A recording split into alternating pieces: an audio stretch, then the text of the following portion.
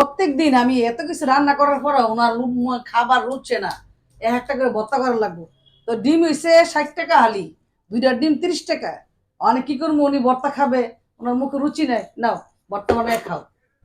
মাছ রান্না করছি, ডাল রান্না করছি, ভর্তা করছি, বটবটি ভর্তা করছি, তারপরে ওনার একটা ভর্তা চাই। তোমরা তো ভর্তাটাও বানাই দিতে পারো না ঠিক মতো। পাইনাপল দিছি, বানায় খাও। তা আমি তো ভর্তা আমার ভর্তা আমি বানাই খাইতে হ্যাঁ খান। এই যে আমার নাতি আছে আয়ান্ডিনিয়া, আমরা ডিম ভর্তা খাবো।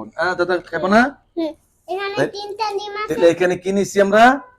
শুকনা শুকনা লঙ্কা, তারপরে এটা কি পেঁয়াজ, পেঁয়াজ কুচি, আর এখানে 2টা ডিম নিছি আমরা। না, কি লবণ দিছি নি? 3টা না 2টা, এই যে এটা সরকার কাটাটা 2টা না 1টা 2টা, ঠিক আছে? তাহলে আমরা এখন ডিম ভর্তা বানানো শুরু করলাম। হ্যাঁ ঠিক আছে। এই যে তুই আমি কিভাবে বানাই তুই দেখো। ভবিষ্যতে তো দাদার ভর্তা বানাতে খাওয়াবি, শিক্ষা রাখ। খাইলে আমি নান্দা করে পেট ভরে খাই। ও মা গো মা, দাদা নাতিনে পেট ভরে খাই বলছিস তুই?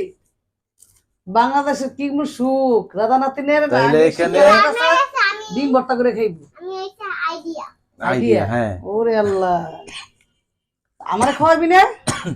খামু তো। আমি যেমন রান্না করে খাইতে পারবো না, তুই রান্না করে আমার খাওয়াবি। কিন্তু এখানে আমার এখনই কাশ উঠতে গেছে গাই শুকনা মরিচের ইয়া। আমি তোমায় খামু। আচ্ছা, এই শুকনা মরিচের ডাকে আমার এখনই কাশ উঠতে গেছে, কি খাবো আমি কিন্তু বুঝতেছি না। ডিমের ভর্তা আমি খাইতে পারবো না শুকনা মরিচের। শুকনা মরিচ কাঁচা মরিচটা একটু, কাঁচা মরিচটা একটু ভালো হয়। ডিমের ভর্তা কাঁচা মরিচে মজা লাগতো না, কিন্তু দাগ লাগতেছে আমার কাছে।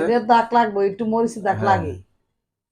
এইভাবে এই চেটকায়া, লবণ, শুকনা মরিচ, পেঁয়াজ এগুলি সব দিয়ে একসাথে বাইঙ্গা পাশে এখন এই ডিমটারে মাইকেলা একেবারে।